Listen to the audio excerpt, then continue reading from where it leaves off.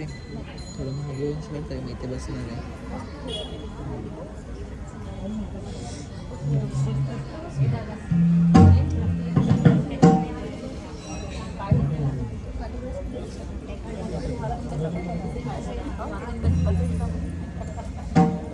हरे राम कृष्ण हरे राम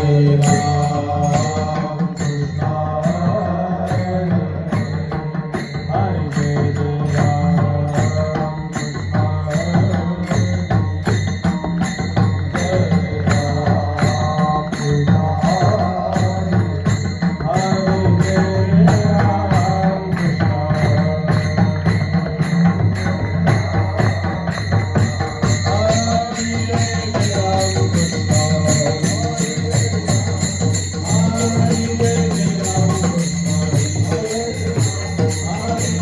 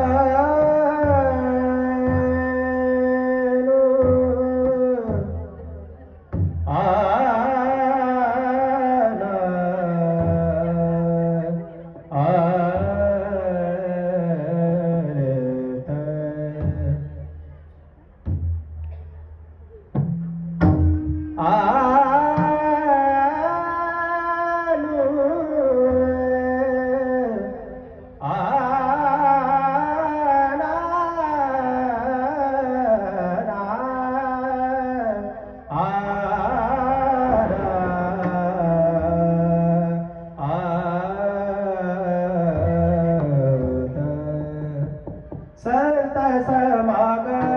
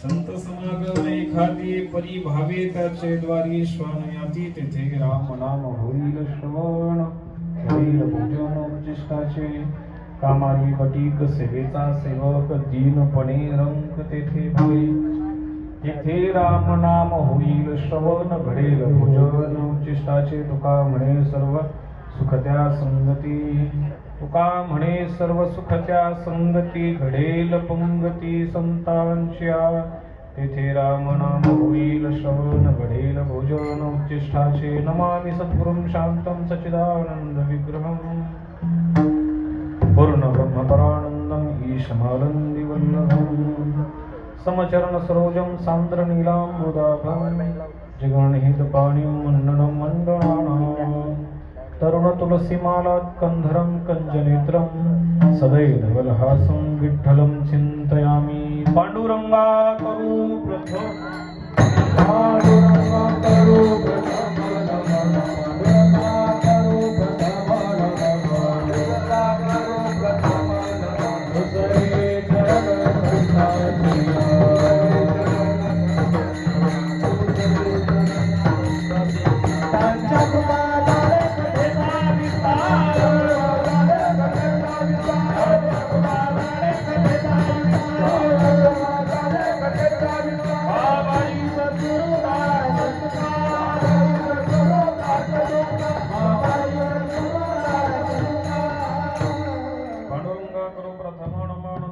चरण त्यांच्या कथेचा विस्तार बाबाजी सद्गुरुदास तुका ज्ञानेशो भगवान विष्णु निवृत्तिर भगवान हर सोपानो भगवान ब्रह्मा मुक्ताख्यात ब्रह्मचित्कला यम प्रपर्यंतमनुपेतमपेत कृत्यं द्वैपायनो विरह कातर आजुहाव पुत्रेति तन्मयतया तरगोपिणी दुष्टं सर्वभूतहृदयं मुनिमानतोऽस्मि जयांचे केल्या स्मरण होय सकल विद्यांचे अधिकरण ते शिवंदो श्रीचरण श्री गुरूंचे ते नमस्कार आता मस्तक हे पाया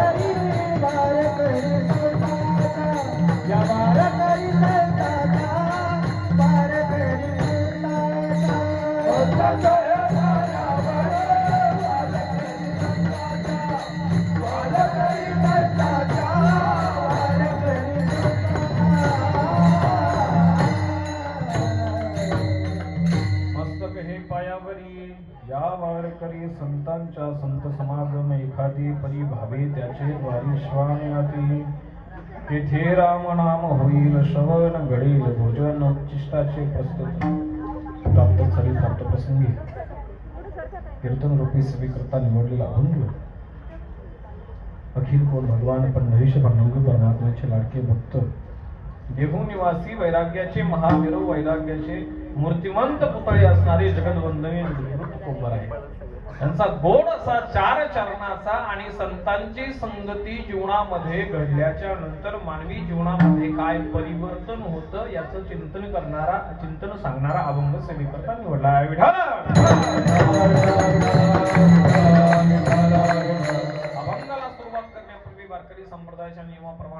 थोडासा परिहार देणं अत्यंत आवश्यक असतो. तो म्हणजे असा की या वर्षी प्रारंभीत आपण केलेला हा अखंड हरिनाम सप्ताह आपल्या सर्वांचे गुरु असलेले, आपल्या सर्वांचं सर्वस्व असलेले ब्रह्मलीन सद्गुरू श्री नवनीतानंद महाराज बाबांच्या पुण्यतिथीच्या निमित्तानं आपण हा समाधी सोहळ्याच्या निमित्तानं हा सप्ताह, हा सोहळा या ठिकाणी आपण आयोजित केलेला आहे. तुम्हा सर्वांना आठवत असेल, मी ज्यावेळेस घरून निघालो मला भरून आला. त्याच्या आधी मी आपल्या मठात सेवा करण्यासाठी आलतो एकदा, त्यावेळेस बाबा होते. आज निघाल्याच्या नंतर तुमच्यापैकी बऱ्याच जणांचे नंबर माझ्या मोबाईल मध्ये सेव्ह आहे. दररोज मी त्यांचा फोटो स्टेटसला पाहतो. आज सकाळी ज्यावेळेस मी तो फोटो स्टेटसला पाहिला त्यावेळेस मनामध्ये आलं, बाबा तुमच्या मठामध्ये सेवा करायला येतो याचा आनंद मनामध्ये खूप मोठा आहे, परंतु आज सेवा ऐकायला तुम्ही नाही त्या गोष्टीचं दुःख खूप मोठं मनामध्ये आहे. मागच्या वेळेस सेवा करायला आलो त्यावेळेस बाबा त्या ठिकाणी खुर्चीवरती बसले होते स्वामी, आणि मी इथं बसून इथं उभा राहून इथं बसून सेवा केली. दीपावलीच्या पाडव्याच्या दिवशी नियमानं आपल्याकडे जो एक दिवसाचा कार्यक्रम असतो त्या कार्यक्रमाला बाबा म्हटले प्रवचन करा. म्हटलं हरकत नाही. इथं खुर्चीवरती बसून मी सेवा केली आणि पूर्ण 2 तास बसून त्यांनी ती सेवा ऐकली. आणि आज मनामध्ये आलं की आज पुन्हा सेवा करण्याची संधी मिळाली, परंतु आज त्यांची सेवा करण्याची संधी मिळाली, परंतु ते आज इथं पाहायला मिळणार नाही. खुर्ची ती आहे, सप्ताहाचा ठिकाणही ते आहे, लोकही ते आहे, फक्त ज्यांच्यामुळे आपण आहोत ते आज हरकत नाहीये. त्यांच्या समाधी सोहळ्याचा हा उत्सव आपण सर्वजण या ठिकाणी साजरा करत आहोत. मला आल्याच्या नंतर आदरणीय संतोष भाऊंनी सांगितलं, मी आता आल्याच्या नंतर मागच्या वर्षी सागर भाऊ इथून गेल्याच्या नंतर ज्या ठिकाणी आपण समाधी स्वामीजींना दिली सद्गुरूजींना, त्या समाधीच्या वरती जो रूम होती ना, त्या रूम मध्ये गेल्याच्या नंतर मागच्या वेळेस आल्यावर मला बसवलं. तिथं बसलो, संतोष भाऊ आम्ही सगळे बसलो, बोललो आणि नंतर कार्यक्रमाला आलो. आज आल्याच्या नंतर ज्यावेळेस मला इकडच्या बाजूला न्यायला लागले, म्हटलं आज इकडे काय घेऊन जाताय? इकडच्या साईडच्या रूम मध्ये येऊन बसवलं आणि फेटा बांधून आल्याच्या नंतर ज्यावेळेस मी पलीकडून आलो त्यावेळेस माझ्या लक्षामध्ये आलं, ज्या रूम मध्ये आपण बसलो होतो त्याच्या खाली बाबांनी समाधीची जागा जाण्याआधी ठरवून ठेवली होती. संतोष भाऊंनी त्यांनी मला सांगितलं, बाबांनी जाण्याच्या आधी जागा ठरवून ठेवून कोरोनामध्ये त्या जागेचं काम सुद्धा व्यवस्थित करून घेतलं. त्याचे 3 कारण असतात, 3 प्रकारचं येणं असतं, 3 प्रकारचं प्रारब्ध असतं. स्वेच्छा प्रारब्ध असतं, अनिच्छा प्रारब्ध असतं आणि परेच्छा प्रारब्ध असतं. तुमच्या माझ्या बाबतीमध्ये अनिच्छा प्रारब्ध आहे, साधू संतांच्या बाबतीमध्ये स्वेच्छा प्रारब्ध आहे आणि भगवंताच्या बाबतीमध्ये परेच्छा प्रारब्ध आहे. भगवंताला आणावं लागतं आणि याला रूपाबळे, भगवंताला आणावं लागतं. साधू संत स्वतःच्या मनाने स्वतःची इच्छा होईल त्यावेळेस अवतार घेतात आणि स्वतःची इच्छा होईल त्यावेळेस अवतार कार्य पूर्ण करून जातात. त्याच्यातून एक गोष्ट सिद्ध होते की त्यांना कधी जायचं हे त्यांनी ठरवलेलं असतं. निमित्त वेगळं वेगळं होतं. नियमित सगळ्यांच्या पाठीशी उभा राहणारे, घेऊ नका मी तुमच्या पाठीशी आहे सांगणारे, त्या दिवशी असं मनाला चटका लागून गेला. मी स्टेटस पाहिल्याच्या नंतर मला माहिती कळाल्याच्या नंतर म्हटलं, कायम हजारो लाखो भाविकांना जे सांगायचे की मी तुमच्या पाठीशी आहे, आज त्यांच्या पाठीशी देव का उभा राहिला नसेल असं मला मनामध्ये वाटलं. परंतु नंतर लक्षामध्ये आले की संतांचं जाणं ही त्यांनी त्या पद्धतीने ठरवलेलं असतं. शेवटचा जो मुद्दा आहे अनिच्छा प्रारब्ध तुमच्या माझ्या बाबतीमध्ये आहे, परंतु संत हे स्वतःच्या इच्छेने येतात आणि स्वतःच्या इच्छा होईल त्यावेळेस या पृथ्वी तलावर अवतार कार्य पूर्ण करून जातात. आज बाबांना जाऊन 1 वर्ष होत आलेलं आहे आणि आज तोच नियम, तर मला इथं आल्याच्या नंतर वाटलं काही बदल झाला असेल, तोच नियम, तीच शिस्तप्रियता, त्याच सगळ्या गोष्टी जशाच तशा पद्धतीने परमपूज्य परम आदरणीय अवधूतानंद महाराज या ठिकाणी जशाच तशा पद्धतीने त्या सगळ्या गोष्टी अगदी त्याच नियमानं चालवत आहेत आणि त्यांना त्या सगळ्या गोष्टीमध्ये सहकार्य करण्यासाठी परमपूज्य परम आदरणीय परमानंद महाराज आहेत. तुम्ही सर्व भक्त परिवार आहात आणि सगळ्यांच्या प्रेमानं, सगळ्यांच्या सहकार्यानं गोड असा हा कार्यक्रमाचं या ठिकाणी तुम्ही नियोजन केलं. विशेष करून ज्यांच्यामुळे मला इथं येण्याचं सौभाग्य लागलं परमपूज्य पदम आदरणीय महाराष्ट्रामध्ये खूप मोठं नाव मृदंगाच्या बाबतीमध्ये त्यांचं आहे. परमपूज्य परम आदरणीय मृदुंग तालमणी श्री हरिभक्तीपरायण सागर महाराज आहेत. त्याच्यानंतर त्यांच्या मागे बसलेले माझे परमपूज्य परम आदरणीय श्री हरिभक्तीपरायण गात महाराज आहेत. गायनावरती साथ करण्यासाठी तुम्ही सर्वजण बाबांवरती प्रेम करणारे सगळे मंडळी आहात. सगळ्यांचं नाव आता मला काही परिचित नाही, आपली पहिल्यांदाच भेट झाली. तरी परमपूज्य परम आदरणीय सागर महाराजांचे वडील आहेत. आदरणीय सागर महाराजांचे वडील आहेत.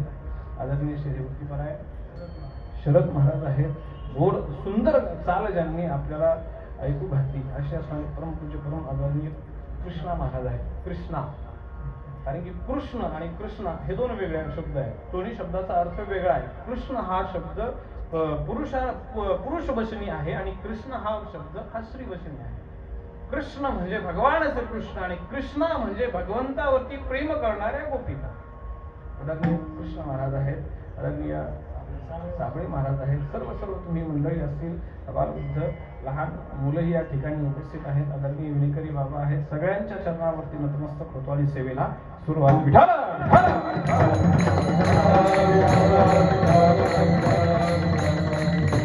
अभंग तुकोबरायांचा आहे. प्रस्तुत अभंगाचा प्रतिपाद्य विषय असा आहे की प्रस्तुत अभंगामधून जगद्वंदने जगद्गुरु तुकोबराय संतांची संगती कोणत्या का होईना पद्धतीने घडायलाच पाहिजे हे आपल्याला आवर्जून या ठिकाणी या अभंगामध्ये सांगतात.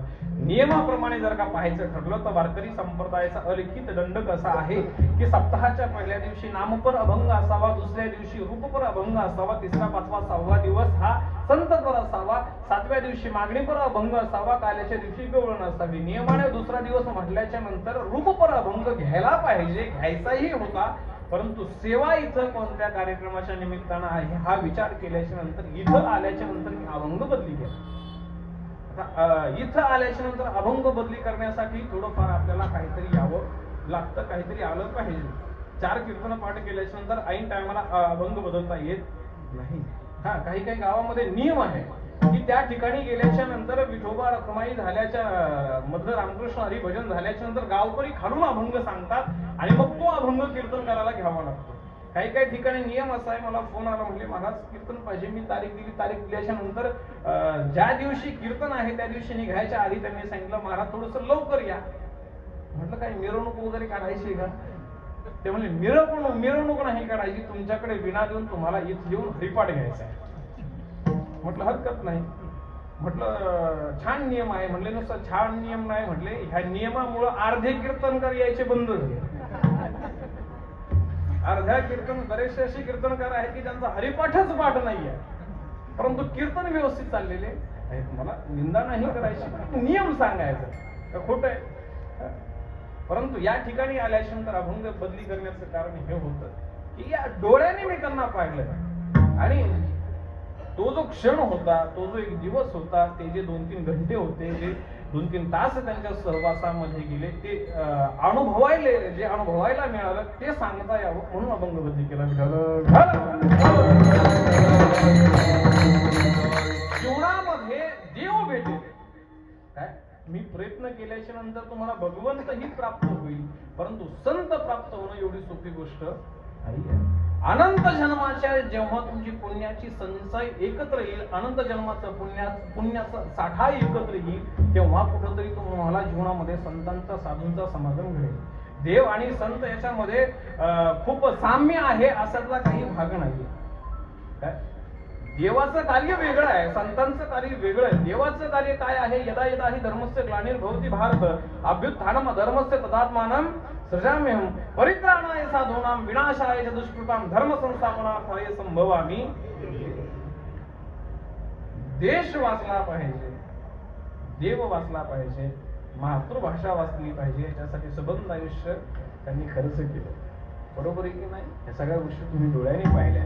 देवाची विशेषता अशी आहे की देव ज्यावेळेस या मृत्यूलोकावरती तर देव काय करतो? भगवान श्रीकृष्ण अर्जुनाला उपदेश करताना श्रीमद भगवद्गीतेमध्ये भगवान श्रीकृष्ण अर्जुनाला सांगत, अर्जुना यदा यदा ही धर्मस्य, जेव्हा जेव्हा धर्माला ग्लानी पोहोचते, जेव्हा जेव्हा धर्माला हानी पोहोचते, तेव्हा तेव्हा मी अवतार येतो. काय करतो अवतार घेऊन? भगवंताने सांगितलं सज्जनाचं रक्षण करतो, दुर्जनाचा संहार करतो, धर्माची संस्थापना करतो आणि निज धामाला निघून जातो. झालं काय तुम्हाला सांगू का, भगवंताने अवतार घेतला. भगवंताने अवतार घेतल्याच्या नंतर भगवंताने सज्जनाचं रक्षण केलं, दुर्जनाचा संहार केला, धर्माची संस्थापना केली. भगवंत निज धामाला निघून गेले. सागर महाराजांनी भगवंत निज धामाला गेल्याच्या नंतर दौंड साहेब पुन्हा भगवंताने विचार केला, मी काय केलं. त्यावेळेस भगवंताच्या मनामध्ये विचार आल्याच्या नंतर भगवंताने विचार केला, काय केलं. सांगितलं, सज्जनाचं रक्षण केलं, दुर्जनाचा संहार केला, धर्माची संस्थापना केली आणि निज धामाला निघून आलो. आता एवढ्या संख्येमध्ये तुम्ही इथे आहात. मला प्रामाणिक मनाने हात वरती करून सांगा बरं, तुमच्यापैकी दुर्जन कोण आहे? हा, सांगेल का कोणी? नाही सांगणार. का सांगणार नाही? आपण दुर्जन नाही. आपण दुर्जन असतो तर आपण या ठिकाणी सेवा करायला आलो नसतो. एवढा गोड सप्ताहाचं नियोजन आपण केलं नसतं. एवढ्या एक मनाने, एक चित्ताने, एका मताने सगळेजण आपण या ठिकाणी आलो नसतो. याचा अर्थ आपण दुर्जन नाहीये. कारण की काही वेळेस असे प्रश्न विचारल्यानंतर लोकांना राग येतो. मी एक ठिकाणी असाच प्रश्न विचारला. एक म्हातारी आजी उठल्याच्या नंतर लाईनीत यायला लागली. म्हटलं, आजी काय झालं, कोणाला बघता? त्या म्हणली, तुला ज्याने आणलं त्याला बघता. आम्ही दुर्जन असतो तर एवढा सप्ताह केला असता का? म्हणजे याचा अर्थ तुम्ही दुर्जन नाही. विषय संपला. पुढचा मुद्दा माझा असा आहे, तुमच्यापैकी सज्जन कोण कोण आहे? फक्त हात वर करून सांगा. आहे का कुणा हिंमत हात वर करून सांगायची, हो महाराज आम्ही सज्जन आहोत? नाहीये. का? आपल्याला माहिती आहे आपण कुठं खोटं बोललो, आपण कुठं कुणाची भांडणं लावली, आपण कुठं कुणाचं वाईट केलं, आपण कुठं चुकीचं वागलो, हे सगळं ज्याचं त्याला माहिती आहे. आपण सज्जनही नाहीत, आपण दुर्जनही नाहीत. ज्यावेळेस भगवंताच्या लक्षामध्ये आलं, दुर्जनाचा संहार केला, सज्जनाचं रक्षण केलं, मधला जो तुमच्या आणि माझ्यासारखा एक वर्ग उरला ना, त्या वर्गाचा उद्धार करण्यासाठी हे संत सद्गुरु स्वामी नवनीतानंद महाराजांच्या रूपाने पुन्हा अवताराला आले. विठ्ठल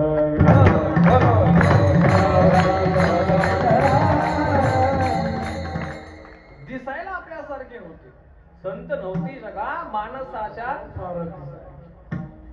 दिसायला जरी आपल्यासारखे असले तरी ते आपल्यासारखे नव्हते. देवते संत, देवते संत निमित्त. त्या देवामध्ये आणि संतांमध्ये काय फरक आहे सांगितलं.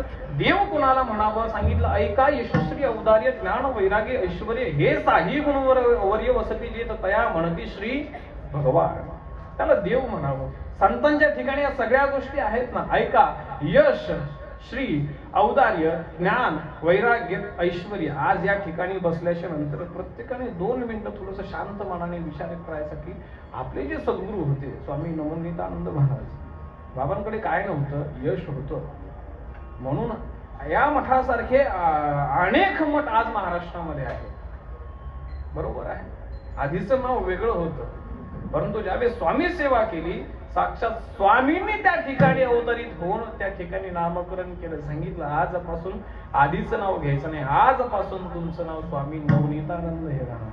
त्यांना आपण प्रेमाने श्री मोडक महाराज म्हणायचो.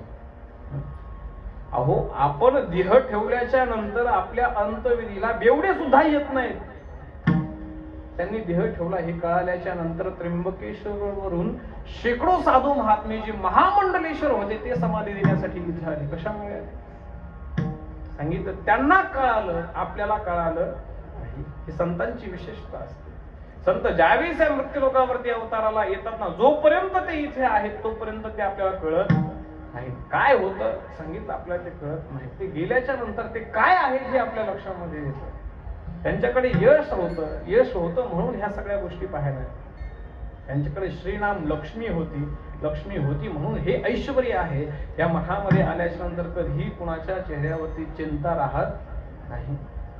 चिंता ते पळाली गोकुळा बाहेरी हे तेव्हाच होतं, परंतु इथं आल्याच्या नंतर चिंता ते पळाली मठाच्या आहे का नाही? सगळ्यांचा अनुभव. मनामध्ये कितीही दुःख असू द्या, कितीही संकट असू द्या, कितीही काही असू द्या, मठामध्ये प्रवेश केल्याच्या नंतर प्रत्येक तुमच्या प्रश्नाचं उत्तर या ठिकाणी तयार राहायचं तुम्ही यायच्या आधी. याला काय म्हणतात सांगितलं, ही ताकद आहे साधूंची, ही ताकद आहे संतांची. औदार्य. एवढे लोक आज आपण या ठिकाणी येतो, एकही व्यक्ती बिगर काही खाल्ल्याचं जातो का?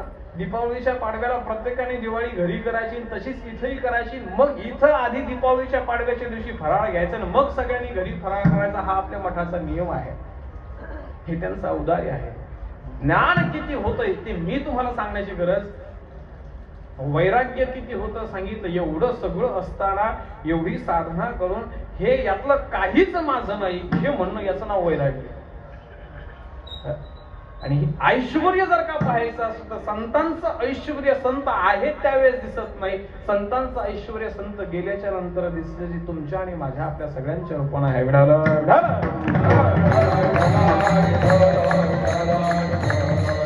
तुकोबारायांना विचारलं, तुकोबाराय काय पाहिजे? काय झालं तुम्हाला सांगू का?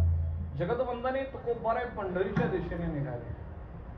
पंढरीच्या दिशेने निघाल्याच्या नंतर नियमाचा महिन्याचा नियम, महिन्याला पंढरीच्या वारीला जायचं. पंढरपुराला निघाले. पंढरपुराला निघाल्याच्या नंतर थोडंसं बारकावेने ऐका. पंढरपुराला निघाल्याच्या नंतर तुकोबाराय वेळापूर पर्यंत आले. वेळापूर पासून तुकोबारायांनी धावा घेतला. धावा घेतल्याच्या नंतर तुकोबाराय चंद्रभागेमध्ये गेले. चंद्रभागेमध्ये तुकोबारायांनी स्नान केलं. नामदेव पायरीचं दर्शन घेतलं. नामदेवरायांचं दर्शन घेतलं. नामदेवरायांच्या आई वडिलांचं दर्शन घेतलं. आदेव नामदेव पायरीचं दर्शन घेऊन तुकोबाराय गाभाऱ्यामध्ये गेले. तुकोबाराय गाभाऱ्यामध्ये गेल्याच्या नंतर गरुड खांबाचं दर्शन घेतलं. गरुड खांबाचं दर्शन घेऊन तुकोबाराय आतमध्ये शिरले. आतमध्ये शिरल्याच्या नंतर जगाचा मालक समोर उभा आहे. जगाच्या मालकाच्या समोर तुकोबाराय उभा आहे आणि दोघंही एकमेकाकडे पाहत आहे. दोघंही एकमेकाकडे पाहत. बराच वेळ दोघांनी एकमेकाकडे पाहिलं. तुकोबाराय काही बोलायला तयार नाहीत. भगवंत काही बोलायला तयार नाहीत. दोघंही काही बोलत नाहीत. म्हणून भगवंत बिटीवरून खाली आले. खाली आल्याच्या नंतर तुकोबारायांना भगवंत म्हणतात, तुकोबाराय आज माझ्या मनामध्ये एक इच्छा निर्माण झाली. ती इच्छा तुम्ही पूर्ण करता का? भगवंतांनी विचारल्याच्या नंतर तुकोबाराय म्हटले, हरकत नाही.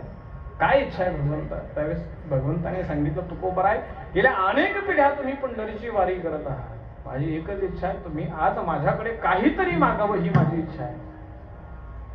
तुकोबारायांनी सांगितलं, भगवंत तू माझा गाथा वाचला नाहीस का? मी माझ्या गाथ्यामध्ये लिहून ठेवले, काही मागणे हे आम्हा अनुचित वडिलांची रीत नियम आहे.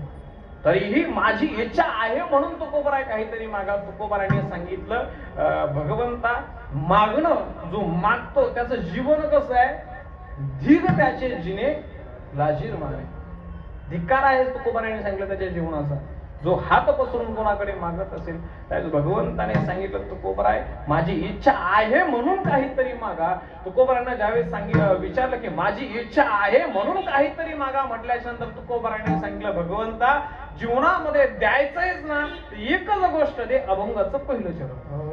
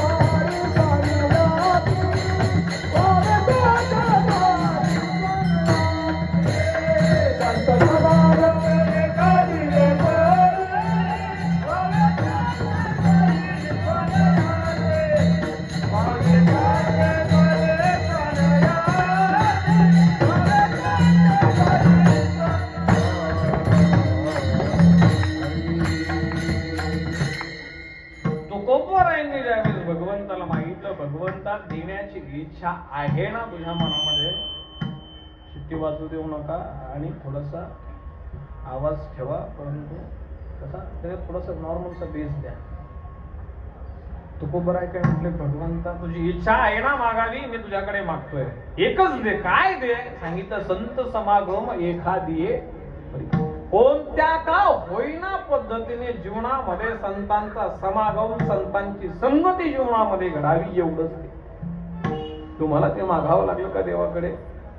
अहो देवाने मागायला सांगितलं आणि तुकोबरायांनी मागितलं, तेव्हा भगवंताने सांगितलं की तुकोबराय एवढं सोडून मागा, जे देण्याची दाणं देवामध्ये सुद्धा नाहीये ते तुम्हाला न मागता मिळालं.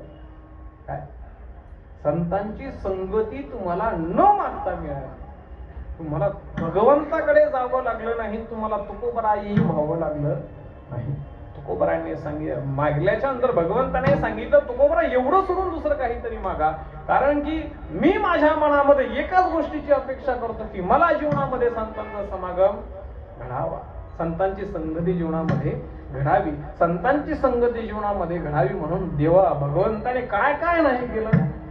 श्रीखंड्या चंदन उगावणी करी वस्त्र गंगा तिरी. का भगवंत वस्त्र धुतोय?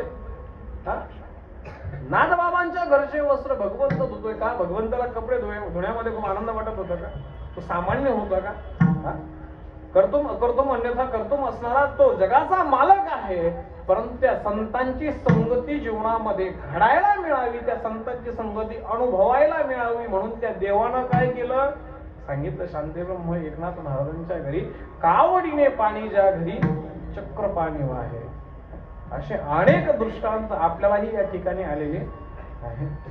स्वामी समर्थांचा जो मूळ मोठा आहे त्या ठिकाणी आपल्या या मठाला सगळ्यात पहिली मान्यता आहे. त्या ठिकाणी गेल्याच्या नंतर अग्रपूजेचा मान हा कोणाचा आहे? आपल्या मठाचा आहे. कशामुळे मिळालं? सांगितलं त्या साधूंच्या साधनेमुळे मिळालं.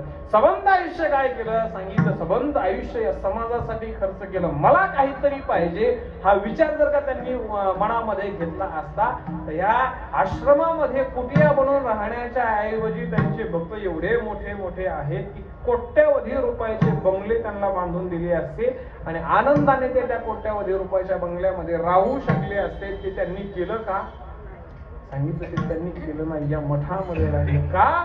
सांगितलं येतो हिताचा बुडत हे जन नदी खवे डोळा येतो कळवळा. म्हणून तुमच्या माझ्यासारखे लोक सन्मार्ग सोडून दुर्मार्गाला चालले. या सगळ्या गोष्टी ज्यावेळेस त्यांच्या लक्षामध्ये आल्या त्यावेळेस त्यांनी तिथून पुढचं जीवन तुमच्या आणि माझ्यासाठी खर्च केलं. विठाला विठाला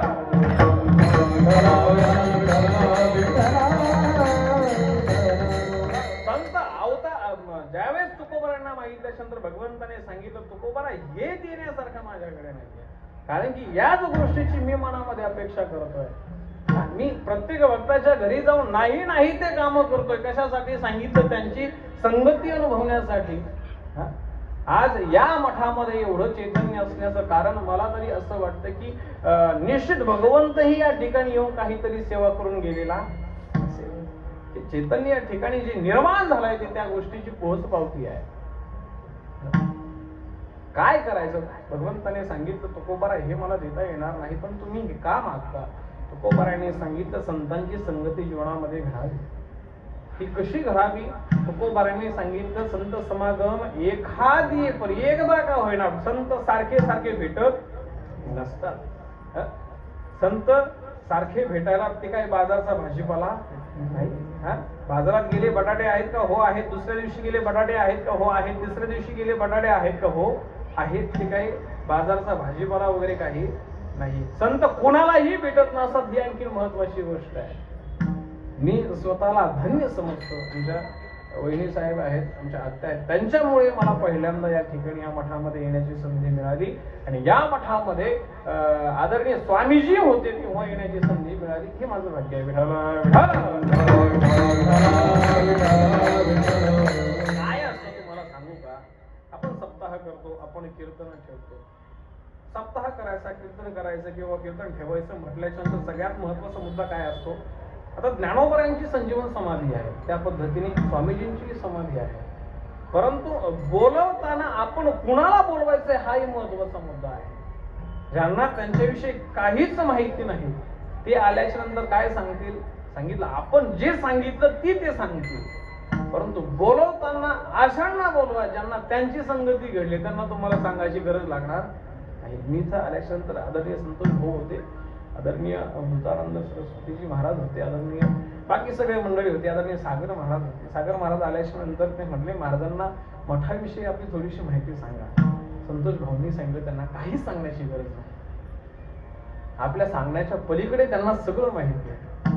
मी किती वेळ आलो तुम्हाला सांगू, एकदा असं आलो, किती सांगितलं 2-3 तास आलो, फक्त 2-3 तासासाठी आलो, परंतु त्या 2-3 तासामध्ये जी अनुभूती घेतली ती अनुभूती मी या अभंगाचा अर्थ बाजूला सोडून वेगळ्या पद्धतीने जरी सांगितली तरी हा वेळ पुरणार नाही, एवढी अनुभूती या ठिकाणी आली.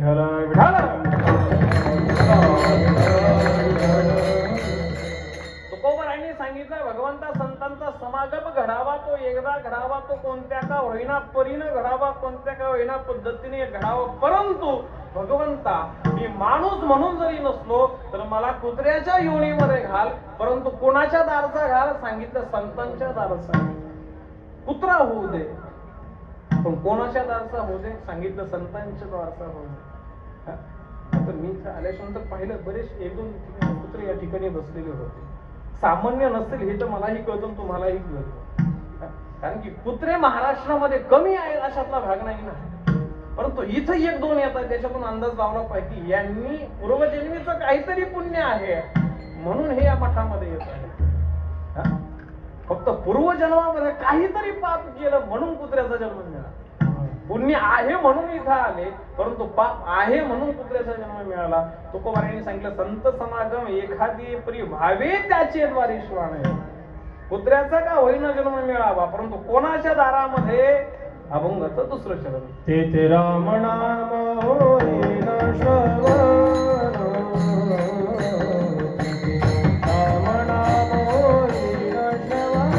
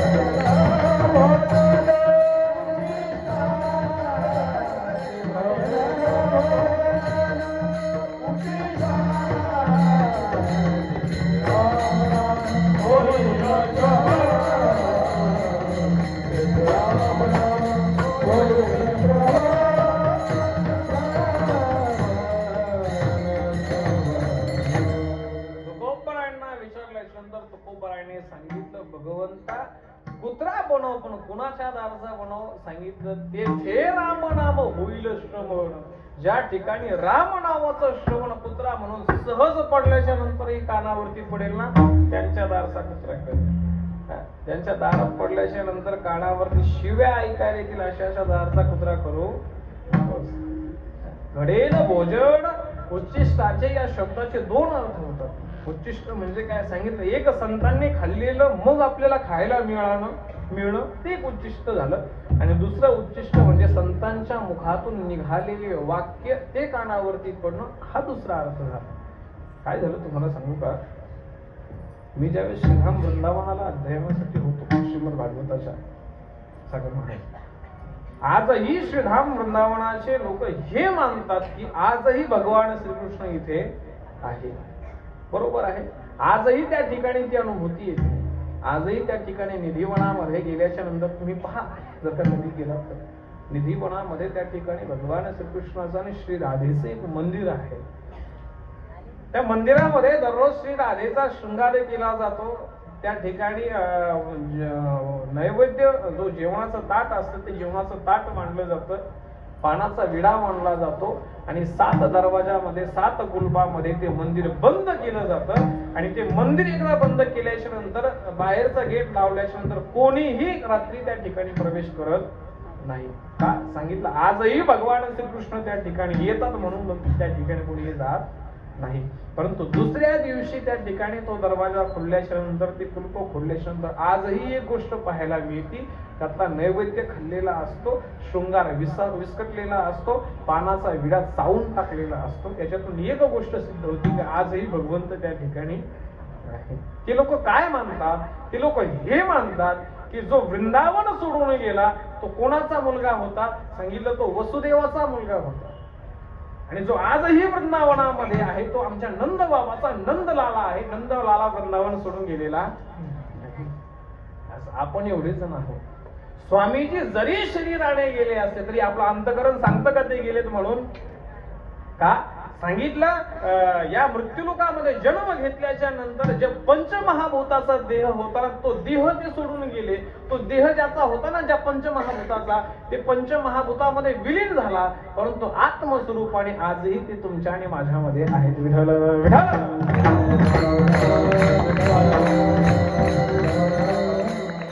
तुकोबरांनी सांगितलं भगवंता संतांची संगती जीवनामध्ये घडू दे का? सांगितलं त्या ठिकाणी संतांची संगती घडल्याच्या नंतर जीवनामध्ये काय होईल? सांगितलं भगवंताच्या राम नामाचं श्रवण. तेथे राम नाम होईल श्रवण, ऐकायला येईल कानामध्ये. बोलता तर येणार नाही. तुम्ही ऐकले का कधी 10-20 कुत्रे एकत्र झाले, कुत्रे एकत्र झाल्याच्या नंतर कुत्र्यांनी रामकृष्ण हरीचा जप सुरू केला? म्हणजे मला हे म्हणायचं नाही की जे रामकृष्ण हरी म्हणत नाहीत ते कशाला माझ्या तुम्हाला सांग. जे रामकृष्ण हरी म्हणत नाहीत ते हे मला म्हणायचं, पण कुत्रे कधी म्हणत नाहीत हे मला माहिती आहे. तुकोबराने सांगितलं कुत्र्याला म्हणता येणार नाही, त्याला बोलता येणार नाही, परंतु त्याला ऐकता येईल. तेथे रामनाम होईल. रामनावाची काय ताकद आहे? सांगितलं रामनावाची ताकद अशी आहे, ज्यावेळेस सेतू बांधण्याचं काम चालू होतं आणि सेतू बांधण्याचं काम चालू असताना काय झालं, प्रभू रामचंद्राच्या मनामध्ये आलं एवढा मोठा सेतू बांधायचं काम चालू आहे, एवढे मोठे दगड माझ्या नावाने तरतायत म्हटल्याच्या नंतर आपली ताकद काय कमी आहे का? साधा नगरसेवक किंवा साधा ग्रामपंचायतचं इलेक्शन निवडून जर का ग्रामपंचायतला ग्रामचं काय म्हणतात त्याला, सरपंचाच्या बॉडीतला त्याला काय म्हणतात सदस्य, ग्रामपंचायतचा सदस्य जरी झाला तरी सुद्धा त्याला मनामध्ये असं वाटतं की हा पूर्ण भारत देश कोण चालवणार आहे इथून पुढं? मी एकटा चालवणार आहे. कोणाला वाटतं? सदस्याला वाटतं. काय सांगत होतो मी याच्या आधी?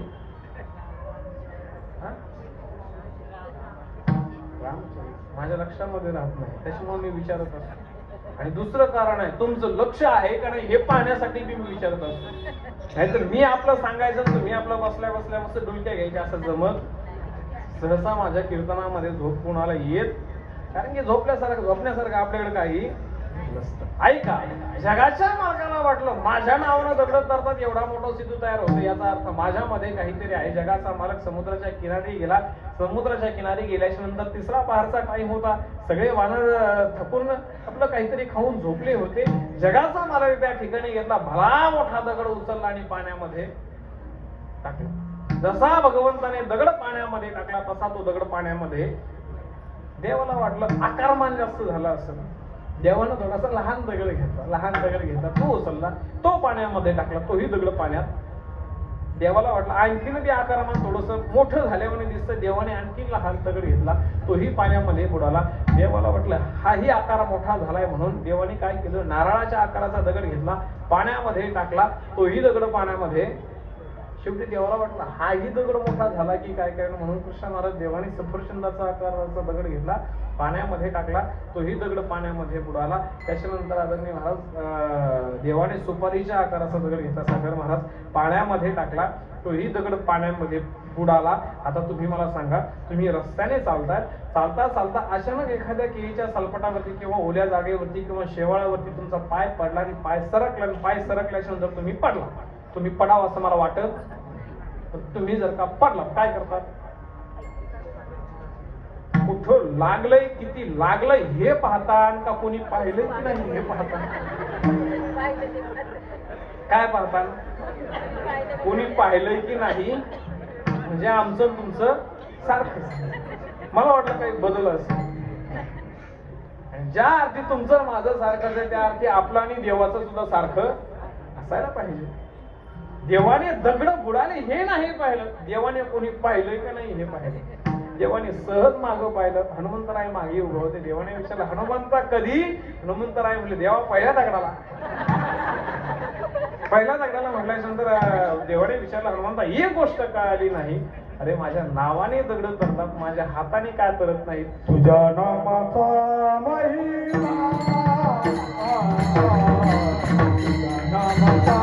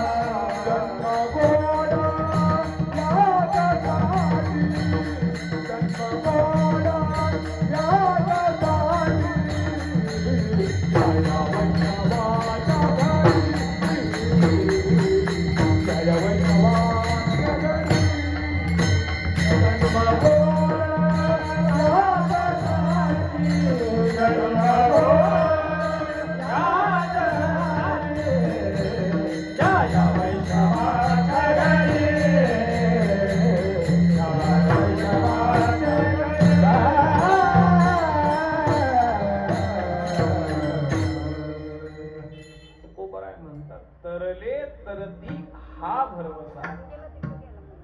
हनुमंतराने सांगितलं भगवंता तुझ्या नावाने माणसं तरतात, तुझ्या नावाने जग तरतं, तुझ्या नावाने दगड तरतात, तुझ्या हाताने तरणार.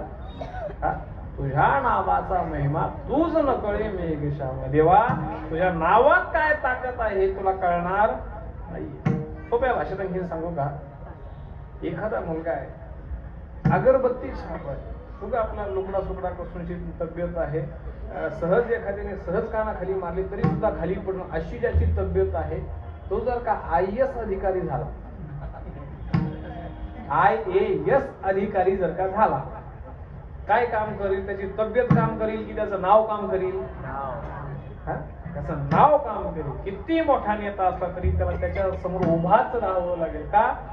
सांगितलं त्याच्या नावात ती ताकद आहे.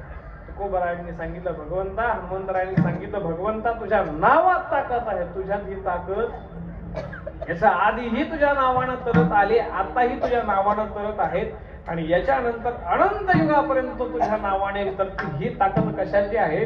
भगवंता तुझी नाही, ही ताकद तुझ्या नावाची आहे. नाव घेतल्याच्या नंतर काय होतं सांगितलं? नाव घेतल्याच्या नंतर अनंत जन्माचं तुमचं जे पाप आहे ना, ते पाप नाहीच करण्याचं सामर्थ्य नावामध्ये आहे. झालं काय तुम्हाला सांगू का? नामोपारांनी हरिपाठ आपल्या सर्वांच्या हरिपाठ पाठ आहे. हरिपाठ आपण दररोज घेतो. हरिपाठामध्ये ज्ञानोबरायांनी हरी हा शब्द किती वेळेस वापरलाय? कधी कोणी वाचलंय का? लक्ष देऊन उद्या वाचा घरी गेल्याच्या नंतर. हरिपाठामध्ये ज्ञानोबरायांनी हरी हा शब्द 108 वेळेस वापरले का? हरिपाठ पूर्ण वाचून पहा म्हणजे तुमच्या लक्षात येईल. 108 वेळेस ज्ञानोबरायांनी हरी हा शब्द वापरला. का वापरला? सांगितलं हरिपाठामधून ज्ञानोबरायांना, भगवान श्री ज्ञानोबरायांना तुम्हाला आणि मला भगवंताच्या नामाचं महत्व काय आहे, ज्या कलियुगामध्ये कामी येणार आहे. का सांगितलं? कृतय ध्यायतो विष्णू त्रेतायाम येतो मुखे द्वापारी परिचर्याणाम खलोतद हरि कीर्तनात. 4 युग आहेत. सत्ययुग आहे, त्रेतायुग आहे, द्वापार युग आहे आणि कलियुग आहे. सत्ययुगामध्ये देवाला प्राप्त करायचं म्हटल्याच्या नंतर काय करावं लागतं सांगितलं, कृतय ध्यायतो विष्णू, ध्यान केल्याच्या नंतर देव प्रसन्न व्हायचा. त्रेतायाम यजतो मोगे, त्रेतायुगामध्ये त्यांनी सांगितलं यज्ञ केल्याच्या नंतर देव प्राप्त व्हायचा. द्वापारे परिचर्याणाम, द्वापार युगामध्ये परिचर्या केल्याच्या नंतर देव प्राप्त व्हायचा. ज्या घोर अशा कलियुगामध्ये तुम्ही आणि मी आपण जन्म घेतलाय ना मायबापांना, या कलियुगामध्ये देवाची प्राप्ती करायची म्हटल्याच्या नंतर काय करावं लागेल, शास्त्रकाराने एकमुखाने सांगितलं कलियुगामध्ये देवाची प्राप्ती करायचं तर एकच करावं लागेल, कलियुगा माझी करावे कीर्तन, देणे नारायण देईल भेटी. देव प्राप्त व्हावा असं वाटत असेल ना, कलियुगामध्ये काय करावं लागेल सांगितलं, भगवंताचं नामस्मरण करावं लागेल. हे नाव घेतल्याच्या नंतर काय होतं सांगितलं, अनंत जन्माचं पाप नाहीसं होतं. हे ज्ञानोबरायांनी सांगितलं, पण तुमच्या आणि माझ्या लक्षामध्ये आलं आणि आपल्या कोणाच्याही लक्षामध्ये आलं नाही. म्हणून जगदवंदनीय तुकोबरायांनी हरिपाठ झाल्याच्या नंतर 28वा अभंग एक लिहून ठेवला. कोणता? नाम संकीर्तन. तेव्हा आपल्या डोक्यामध्ये आलं, नाव घेतल्याच्या नंतर काय होतं, जळतील पापे, जन्माचे पाप जाळण्याचं सामर्थ्य कशामध्ये आहे सांगितलं, नावामध्ये आहे. असं कधी पाहिलंय का, एवढ्या संख्येने तुम्ही या ठिकाणी उपस्थित आहात, आपण सर्वांनी मी सांगितल्याच्या नंतर सगळ्यांनी सोबत देवाच्या नावाचा जप सुरू केला आणि आपण सगळ्यांनी सोबत नावाचा जप केल्याच्या नंतर आपल्या सगळ्यांचं पाप एकत्रित झालं, मंडपाच्या बाहेर गेलं आणि उन्हाळ्यामध्ये गवत पेटून दिल्याच्या नंतर ते गवत जसं धडा धडा जळतं तसं आपलं सगळ्याचं पाप धडा धडा जळालं. असं कुठं पाहायला मिळालंय का? नाही मिळालं ना. तुकोबराय खोटं बोलतायत का असं तुम्हाला वाटतंय का? नाहीये. शास्त्राच्या प्रत्येक गोष्टीला एक नियम असतो, नियमाशिवाय कोणतीच गोष्ट नसते. नाम घेतल्याच्या नंतर पाप जळून खाक होतं याच्यात काही संशय नाही. अनंत जन्माचं पाप जळून खाक होतं यातही काही संशय नाही. फक्त एक नियम आहे. काय नियम आहे? नियम असा आहे की एकदा नाव घेतल्याच्या नंतर पुन्हा पाप घडता कामा नाही, हा नियम आहे. आपण काय करतो, आपलं जीवन कसं असतं, सकाळी उठायचं, आंघोळ करायची, आंघोळ केल्याच्या नंतर काय करायचं सांगितलं, थोडीशी देवपूजा करायची 10-20 मिनिटाची, थोडासा जप करायचा, गंध लावायचा, ज्ञानेश्वरी वाचायची, गुरुचरित्र पारायणाची 1-2 अध्याय वाचायचे आणि एवढं केल्याच्या नंतर दिवसभर आपण रिकामे पोटाने करायला. शब्द थोडासा तुम्हाला चुकीचा वाटेल पण सत्य आहे. दिवसभर रिकामे पोटाण्यामध्ये खोटं बोलणं येतं, एखाद्याला फसवणं येतं, नाही ते उद्योग करणं, सगळ्या गोष्टी त्या शब्दामध्ये येतात. आपण काय करतो, दिवसभर सगळे कुटाणे करतो. कशामुळे? आपल्या मनामध्ये एक पॉझिटिव्ह एनर्जी असते की आपण काय केलंय सांगितलं, आपण देवाचं नाव घेतलंय, आपण सकाळी देवपूजा केली म्हटल्याच्या नंतर काय होईल, किंवा उद्या सकाळी उठून आपण देवपूजा करणार आहे म्हटल्याच्या नंतर काय होईल सांगितलं, आपण आज केलेलं पाप नाहीसं होईल. हे कोणाला वाटतं? आपल्याला वाटतं. एवढं सोपं आहे का? शास्त्राने नियम लावून दिला, नाव घेतल्याच्या नंतर पाप जाईल, परंतु नियम असा आहे की नाव घेतल्याच्या नंतर पुन्हा पाप घडता कामा नये. अंतकाळी ज्याच्या नाम आले मुखा, तुका म्हणे सुखा पार नाही, हे त्याचं प्रमाण आहे. शेवटच्या क्षणाला भगवंताचं नाव मुखामध्ये आलं, प्राण निघून गेला, पाप व्हायला जागा शिल्लक राहिली. आणि शेवटच्या क्षणाला नाव मुखामध्ये येण्यासाठी आयुष्यभर काय करावं लागतं? प्रपंच करावा लागतो की परमार्थ करावा लागतो? नक्की मला वाटलं प्रपंच करावा लागतो. नाही ना, काय करावं लागतं? परमार्थ. आमच्या गावातले सावकार होते, भला मोठा सावकार, 200 एकर जमीन. आता दृष्टांतामध्ये जमीन सांगायची म्हटल्यावर आपल्याला कुठं आपल्या 7-12 वर्षाला लिहून द्यायची. तो 2 एकराचा जरी असला तरी आपण त्याला 200 एकराचा करू. तो 1000-2000चा मालक असला आपण 1-2 कोटीचा करू, कारण की तो दृष्टांतामधला आहे. दृष्टांत हा सिद्धांत पटवून देण्यासाठी असतो. काय झालं सांगितलं, करोडोची प्रॉपर्टी होती, अमाप पैसा होता, अमाप संपत्ती होती, सोनं नाणं अमुक अमुक सगळ्या गोष्टी भरभरून उरून पुरतील एवढ्या होत्या. परंतु सज्जनानं कधीही उभ्या आयुष्यामध्ये देवाचं नाव घेतलं तो नका का घेणार. त्याचे मूल हे खूप आध्यात्मिक होते, भजन कीर्तन करणारे, भगवंताला मानणारे, देवाला मानणारे होते.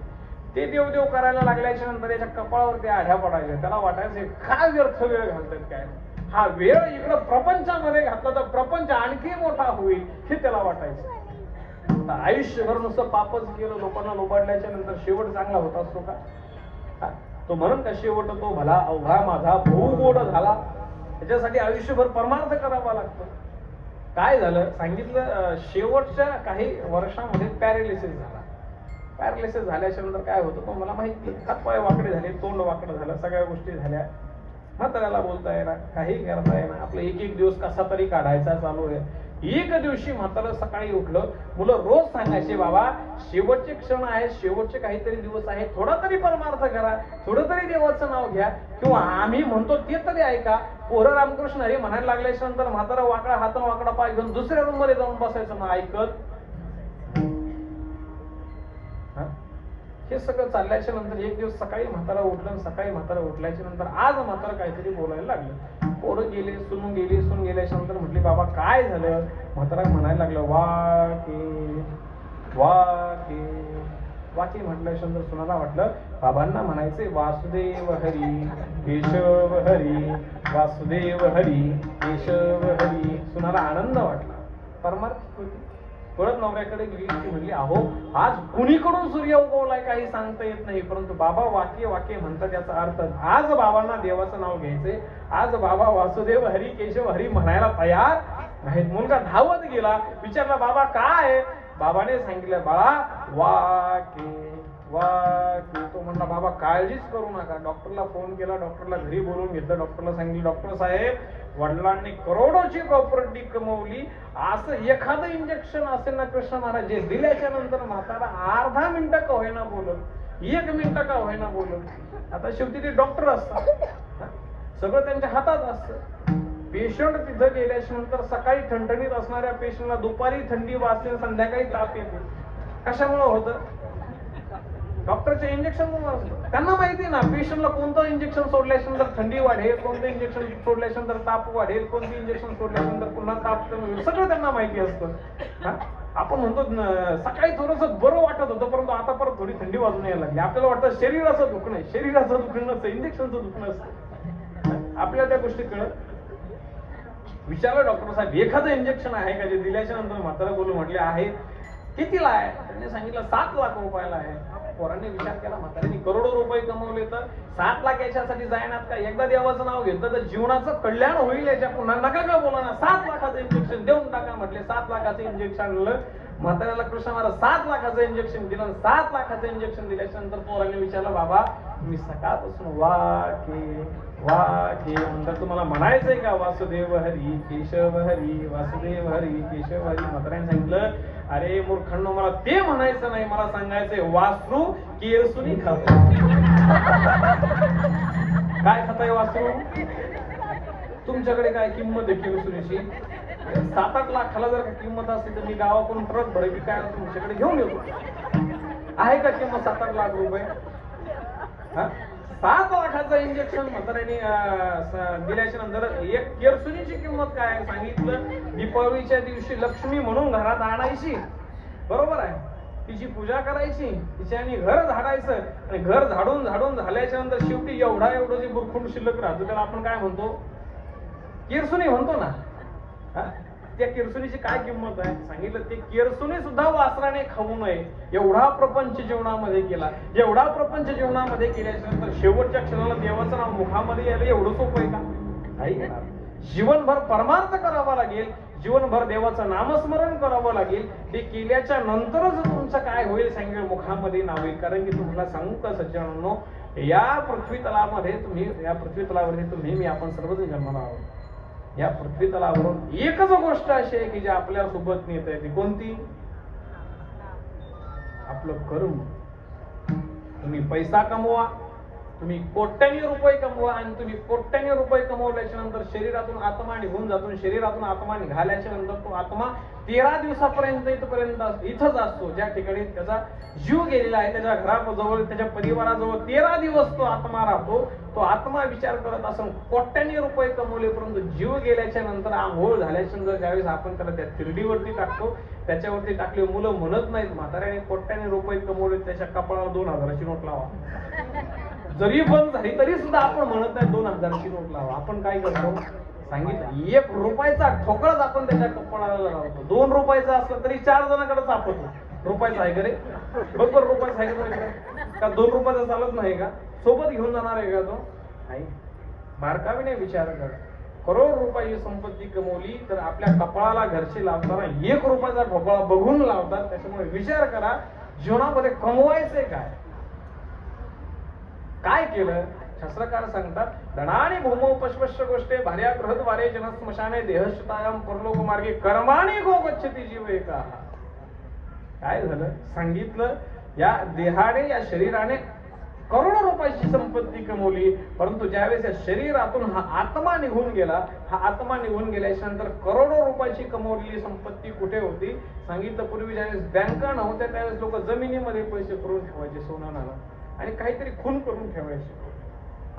आताही गावाकडे बऱ्याच ठिकाणी मी असं ऐकतो, बरेच जण म्हणतात की धन आवाज देतं, काढलेलं धन आवाज देतं. मला तर काय आणखीन दिलेला, ज्या दिवशी देईल त्या दिवशी त्याला काढल्याशिवाय आपण राहणार.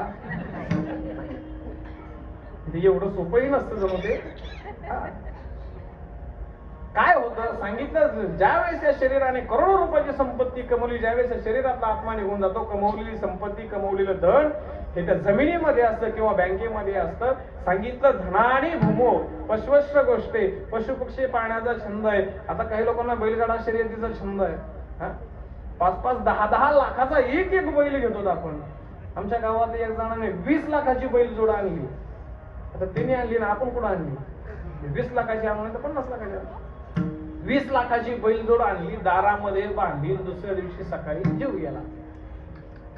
दुसऱ्या दिवशी सकाळी जीव गेल्याच्या नंतर ती 20 लाखाची बैलजोडी जोडी सोबत गेली का, नाही गेली. ती बैलजोडी कुठं राहिली सांगली, पशुवश्य गोष्टी. दाराच्या गोठ्यामध्ये ते पशु पक्षी बांधलेले राहिले, ते बैल बांधलेले राहिले, ते सोबत गेले नाही. ते सोडावं. भार्या गृहद्वारे, ज्या बायकोवरती नितांत प्रेम करतो ती बायको आणि मुलं कुठपर्यंत आहे सांगितलं, ती बायको आणि मुलं घराच्या दारापर्यंत आहे. तेही जाऊ द्या, त्या समाजासाठी आपण संबंध आयुष्य खर्च करतो. हा समाज कुठपर्यंत आहे, हा माझा आहे, तो माझा आहे, हे माझे काका आहेत, ते माझे मामा आहेत, ती माझी मावशी आहे, ही माझी आत्या आहे, ही माझी सासू आहे, ते माझे सासरे. हे सगळं जमवण्यामध्ये आपण संबंध आयुष्य घालून टाकतो. हा समाज कुठपर्यंत असतो विचारल्याच्या नंतर उत्तर मिळतं जनह स्मशाने. हा समाज कुठपर्यंत असतो, हा समाज फक्त स्मशानापर्यंत असतो. या समाजातलं कोणी सोबत येत, आपण फक्त गेल्याच्या नंतर म्हणतो माणूस चांगला होता, परंतु आपण माणसासोबत जायला तयार नसतो. जनह स्मशाने, हा समाज कुठं आहे म्हटलं स्मशानापर्यंत आहे. हे सगळं सोडा म्हटले, ज्या देहावरती आपलं नितांत प्रेम असतं, हा देह हे शरीर कुठपर्यंत असतं. आता तुमच्यातला एखादं उभं राहिला, समजा तुमच्यातला नाही, तुम्ही एखादा काळाकुट्टा माणूस आणला, तो काळाकुट्टा माणूस आणून माझ्या बाजूला उभा केला आणि समोर आरसा लावला आणि त्याला विचारलं का रे दादा, ह्या आरशामध्ये तू आणि महाराज तुम्ही दोघं या ठिकाणी उपस्थित आहात, तुम्ही दोघं दिसत आहात, मोकळ्या मनाने खऱ्या मनाने सांग तुमच्या दोघांपैकी खूप सुंदर कोण दिसतंय.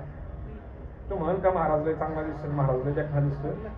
तो काय म्हणत, मी सुंदर दिसतोय, माझं शरीर चांगलंय. प्रत्येकाचं आपल्या शरीरावरती प्रेम असतं, कितीही कुरूप माणूस असू द्या. असं एखादा फोटो पाहून त्या फोटोमध्ये पाहिल्याच्या नंतर आपण त्याचा फोटो असा सहज पाहावा, तो सहज म्हणतो बघ ना मी किती देखणा दिसतोय. कोण म्हणतं, हा त्याला दिवसा बॅटरी लावून बघावी लागते, तो म्हणतो बघ मी किती देखणा दिसतोय. एवढं प्रेम आपलं आपल्या शरीरावरती असतं, परंतु हे शरीर कुठपर्यंत असं विचारल्याच्या नंतर उत्तर मिळतं देह चिताया. हा देह चितेपर्यंत आहे. मग सोबत काय जाणार आहे शास्त्रकार सांगतात, कर्मानी गो गच्छति जीव एकहा. मानव जन्म मिळाल्याच्या नंतर जे चांगलं कर्म केलं, जे नामस्मरण केलं, जी सेवा केली, त्याचं फळ सोबत जाणार आहे.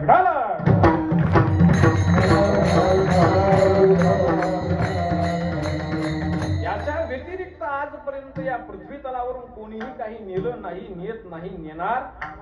आपण संबंध आयुष्य या ठिकाणी जीवन खर्च करण्यासाठी घालतो. कशासाठी सांगितलं, माझं माझं माझं म्हणण्यामध्ये आपण जीवन व्यर्थ खर्च करतो.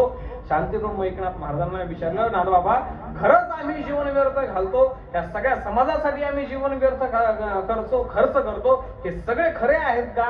तर शांतीप्रभू एकनाथ महाराजांनी सांगितलं, नाही कुणाचे कुणी तुझे नव्हे रे कोणी, अंतिल जाशील एकला प्राण्या माझे माझे म्हणून प्राण्या मायेचा.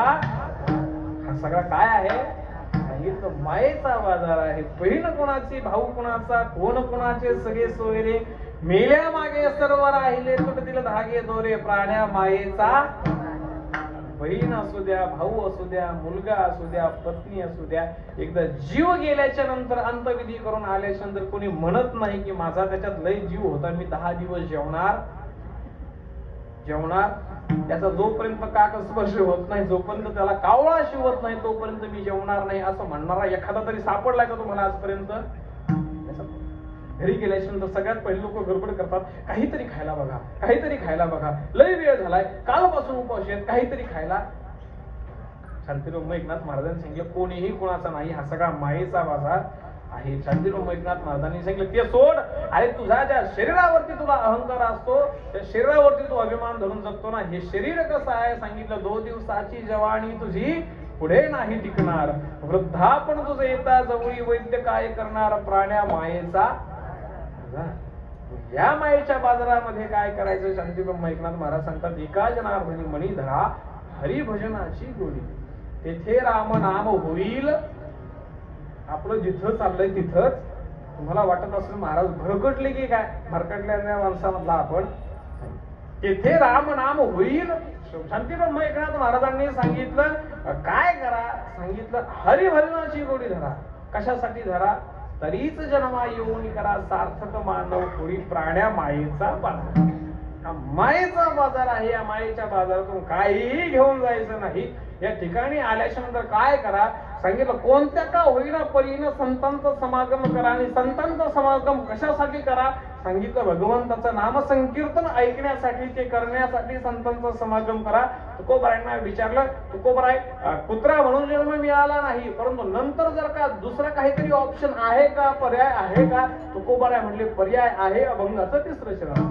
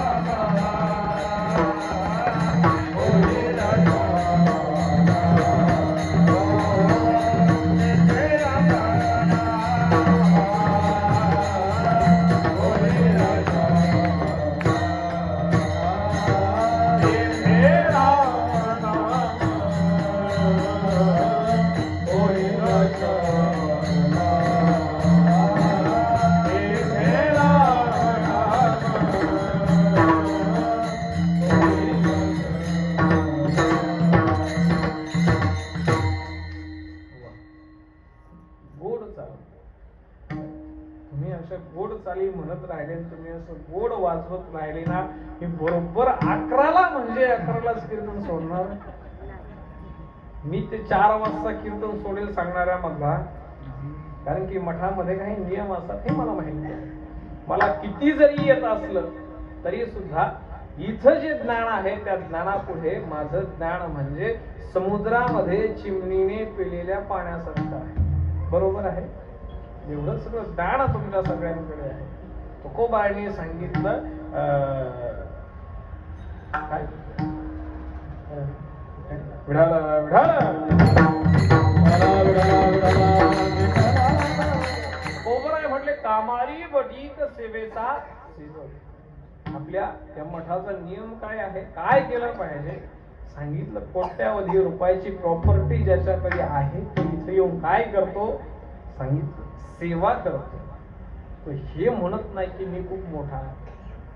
एवढे मंडळी आहेत, यांच्या अंगावरती काय आहे पाहिलं, भगव्या रंगाचे शर्ट आहे. एवढ्या सगळ्या माता माऊल्या आहेत, सगळ्यांच्या अंगावरती सारखीच भगव्या रंगाची साडी आहे. याच्यापैकी कोणीही गरीब नाही. तुमच्यापैकी प्रत्येक जर का माता माऊलींनी ठरवलं, आता मी तुम्हाला सगळ्याला पाहिल्याच्या नंतर चेहऱ्यावरून माणसाचा अंदाज लागतो. तुम्ही सगळे चांगल्या घरातले आहात.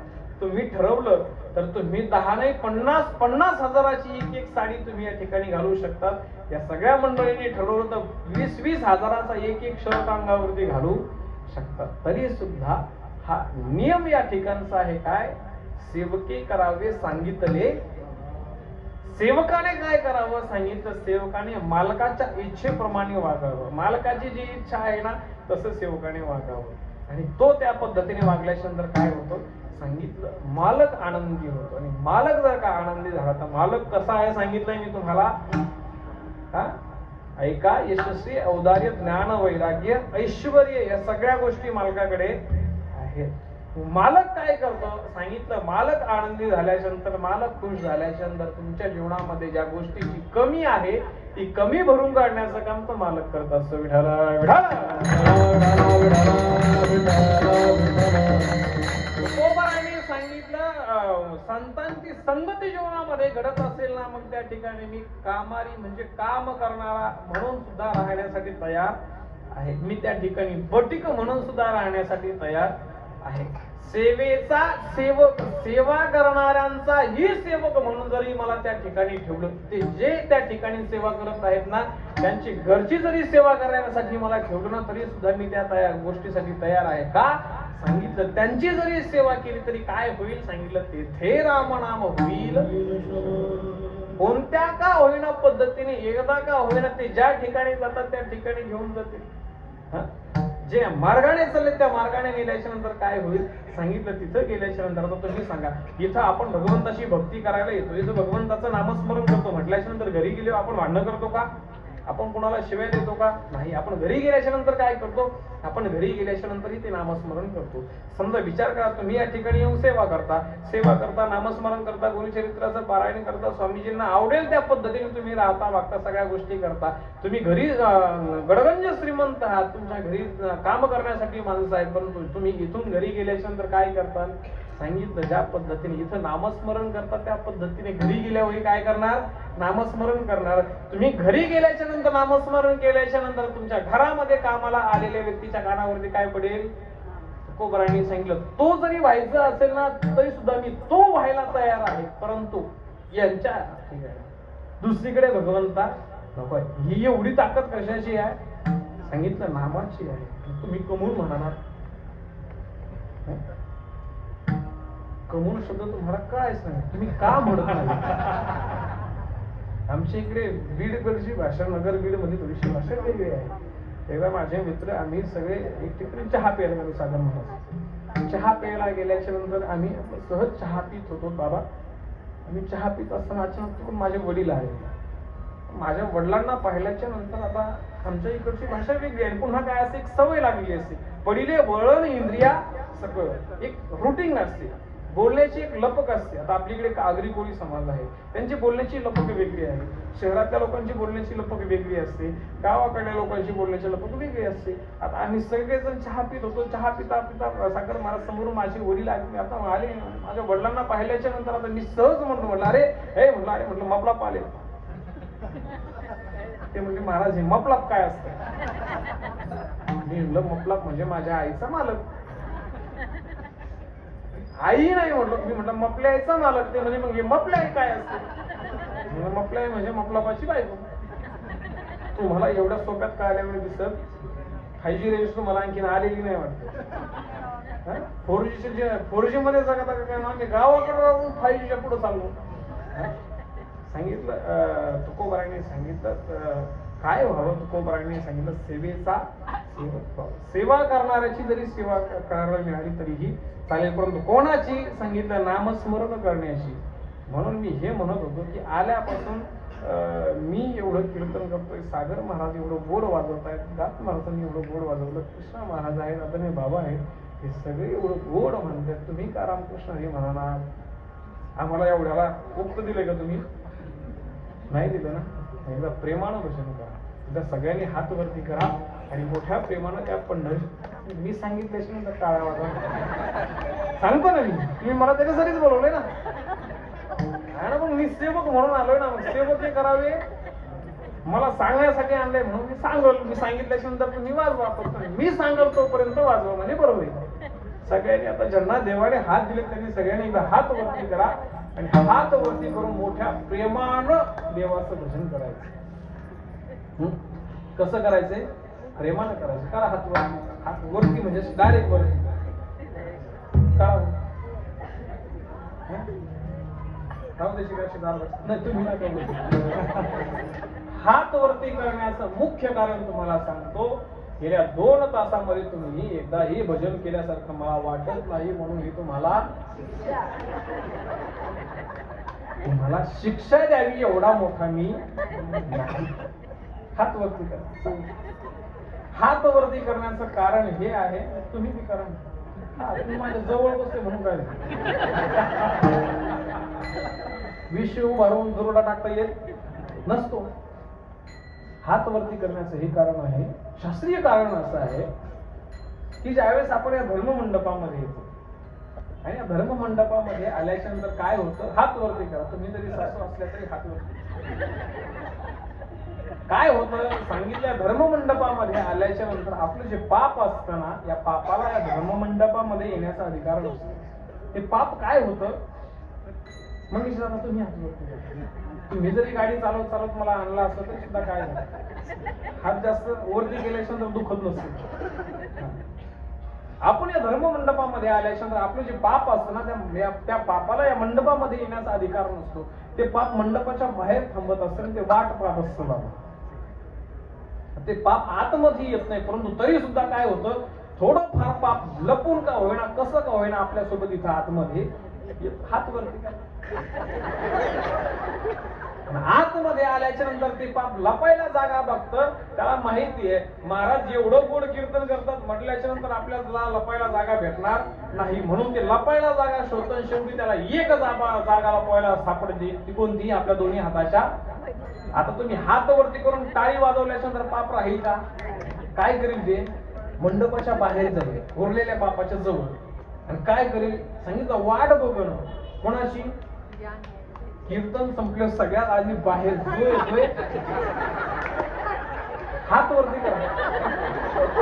लोक बाबा आजकाल इतकं हुशार झाले तर कीर्तन संपल्याच्या नंतर स्वतः बाहेर जात नाही. तर कीर्तन संपलं ते म्हणजे एकदा बाबांना वाटलं बाबा जाऊ द्या, आपलं पाप बी जाऊ द्या. त्या प्रेमानं एकदा सगळ्यांनी विठोबार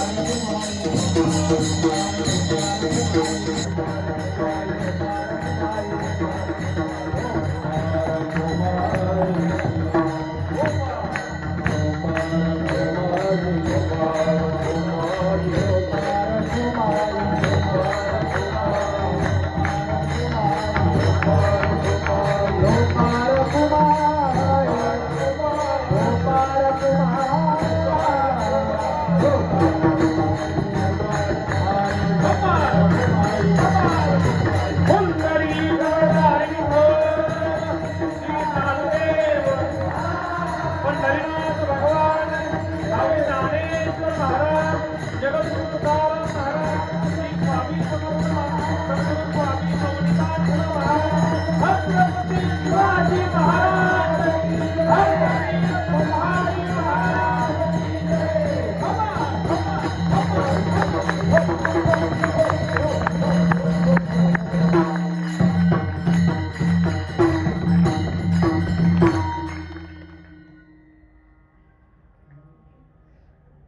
सांगू हा खाली गेला सगळ्यांनी घेतले तुका म्हणे सर्व सुखद्या संगती घडेल पंगती संतांच्या संत समागम एखादी परी भावे त्याचे द्वारे श्वान याती तेथे राम नाम होईल श्रवण घडेल भोजन उच्चिष्टाचे तुकोबाराय सांगतात कामारी पटीत सेवेचा सेवक दीनपणे रंक तेथे घडे भगवंता कोणत्या का होईना परीनं फक्त काय होते सांगितलं भगवंताचं नामस्मरण होते तिथे राम नाम होईल श्रवण भगवंताने सांगितलं या सगळ्या गोष्टी मिळतील परंतु या केल्याच्या नंतर त्या संताची संगती अनुभवल्याच्या नंतर त्या ठिकाणी नेमकं मूळ मिळणार काय आहे संतांच्या संगतीमध्ये अभंगाचं शेवटचं शरण तो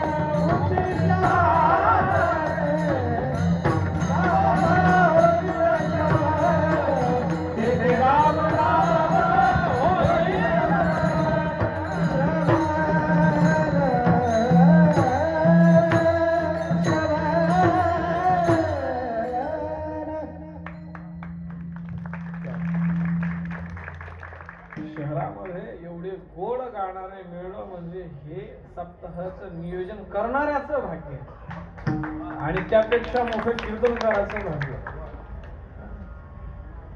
मी ठिकाणी कीर्तनाला गेलो, एकदम मस्त सलवार, खाली पॅन्ट, वरती कोट, कडक टोपी वगैरे सगळं घालून आला. मला वाटलं चेहऱ्यावरून गायक दिसला, कारण की वाजवणाऱ्याचा आणि मृदंग वाजवणारा आणि गाणारा याचा चेहऱ्यातला फरक थोडासा वेगळा आहे.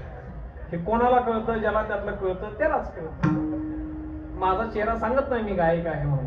माझा चेहरा, मी स्वतः प्रयत्न करतो गाण्याचा, परंतु गायक आहे हे सांगत नाही. परंतु कुठंतरी मला मृदंग येतो हे मला माझ्या शरीरातून, त्या देहबोलीतून सहज कळतो की यांना मृदंग येतो. मला वाटलं गायक दिसतो, जेवायला बसला.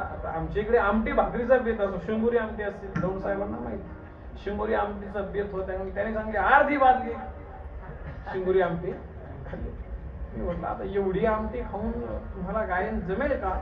तुम्हाला काय कळतंय म्हणलं. अरे बघा, बरं म्हटलं हरकत नाही. कीर्तन सुरू झालं. सुरू झाल्याच्या नंतर पहिल्या चालीला मी त्यांच्याकडे पाहिलं. म्हटलं ते म्हणतील, म्हटलं तुम्हाला कसा बसला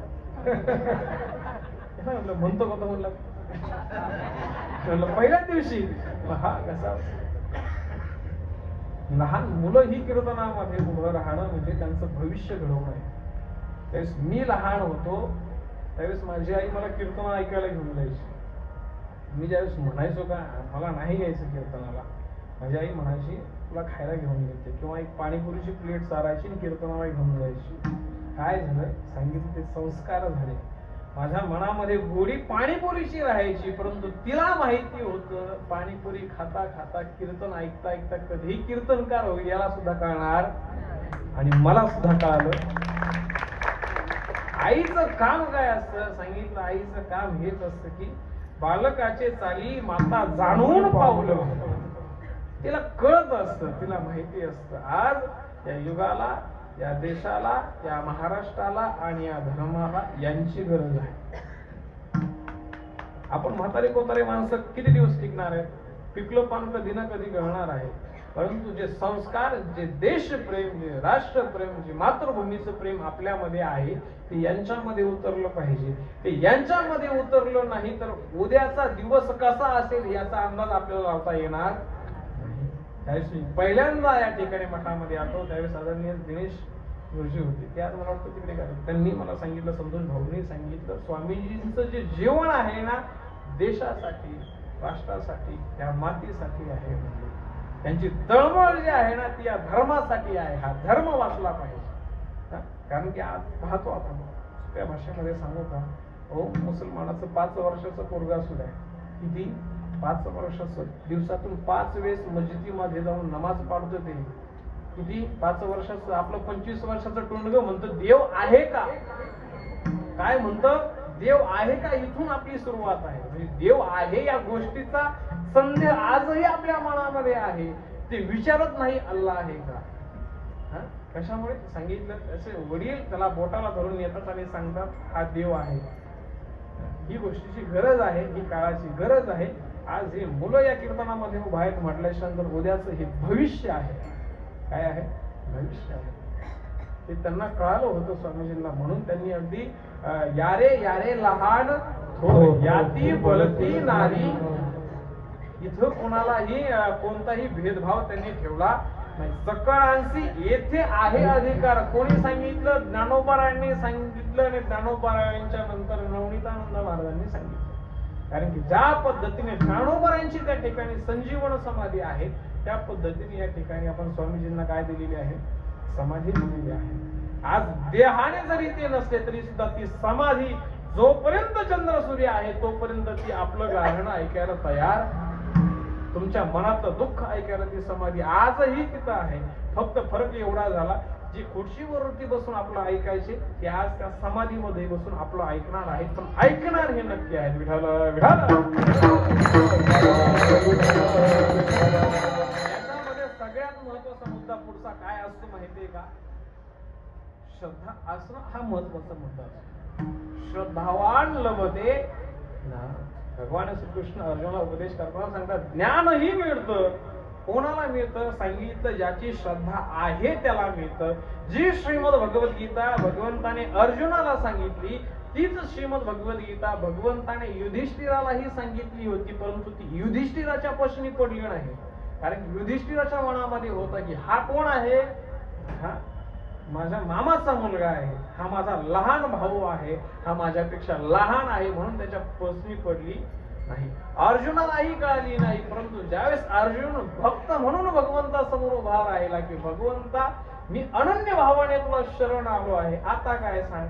तुम्ही ज्यावेळेस अनन्य भावाने या ठिकाणी शरण येतात त्याच्यानंतरच तुमचे सुख दुःख संकट निवारण्याचं कामगिरी कुणाची असते, सांगितलं जे समाधीमध्ये बसले त्यांची असते.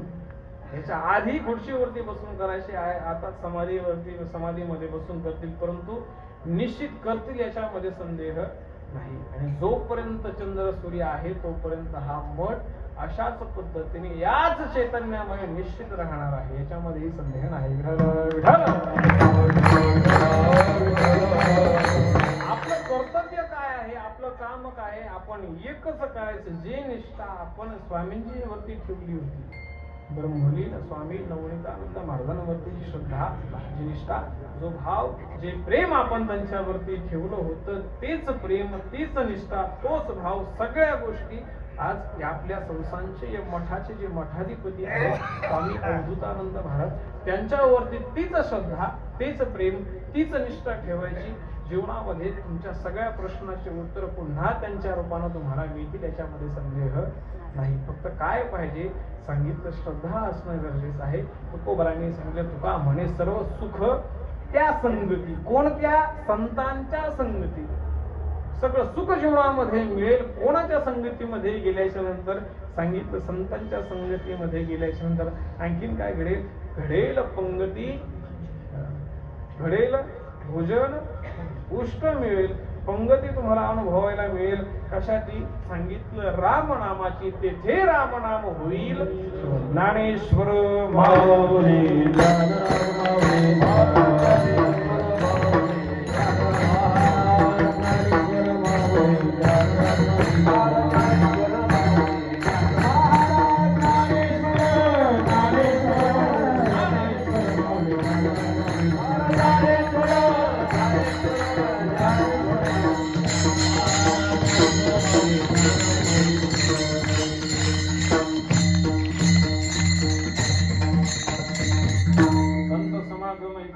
परिभावे त्याचे द्वारे श्वान रात्री तेथे राम नाम होईल श्रवण, घडेल भोजन.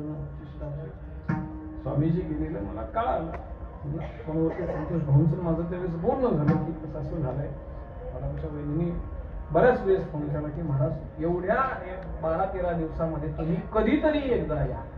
तर त्यावेळेस माझा अनुष्ठान चालू होतं, त्याच्यामुळे मला यायला जमलं नाही. परंतु त्यावेळेस मी त्या ठिकाणून मनातून अंतकरणातून हात जोडून त्यांना एक गोष्ट म्हणलो होतो, आज यायला जमत नाही परंतु कधी का होईना सेवा करायला निश्चित बोलवल्याशिवाय राहू नका. योगायोग पहा, चमत्काराच्या भीमत्काराच्या गोष्टी सांगत मी कधी नसतो. योगायोग पहा. त्या दिवशी दौंड साहेबांनी त्यांनी कल्याणला काला ठेवला, काल्याचं कीर्तन होतं. काल्याच्या कीर्तनामध्ये आदरणीय सागर भाऊंची माझी पहिल्यांदा भेट झाली. याच्या आधी त्यांची माझी भेट नव्हती. पहिल्यांदा भेट झाली. त्यांनी सांगितलं, महाराज एक कार्यक्रम मला पाहिजे. म्हणलं सागर भाऊ तुम्ही सांगताल त्यावेळेस द्यायला तयार आहे आणि जी तारीख सांगतो त्यावेळेस द्यायला तयार आहे, हरकत नाही म्हटले. आणि त्याच दिवशी दुपारनंतर त्यांनी फोन केला, म्हटले महाराज 2 तारीख पाहिजे. म्हटलं दिली. आणि नंतर विचारलं कुठं पाहिजे. त्यावेळेस त्यांनी पत्ता सांगितला की इथं पाहिजे. मी मनामध्ये समजून गेलो. तुका म्हणे आम्ही जे जे इच्छा करू ते ते कल्पतरू पूर्वी तसे. आपण मनामध्ये जे जे इच्छा करू त्या इच्छा पूर्ण करण्याचं काम तो कल्पतरू करत असतो. कोणता कल्पतरू? आपला कल्पतरू जो समाधीमध्ये बसलाय तो कल्पतरू तुमच्या सगळ्या इच्छा पूर्ण केल्याशिवाय राहणार नाही. मला माहिती नव्हतं इथं सेवा आहे म्हणून. त्यांनी फक्त मला सांगितलं होतं 2 तारीख पाहिजे. नंतर मी विचारलं, मग त्यांनी सांगितलं मठामध्ये सेवा आहे. मी त्यांना म्हटलं मी इथं येऊन गेलोय. ते म्हटले मग मी कसं काय नव्हतो? मी तर प्रत्येक कार्यक्रमाला असतो. ते म्हणले मी कोणत्याच कार्यक्रमाला उपस्थित नाही असं नाहीच. मग मी कसं काय नव्हतो म्हटलं. आता ते मला सांगता येणार नाही, परंतु मी एकदा या ठिकाणी आलेलो आहे.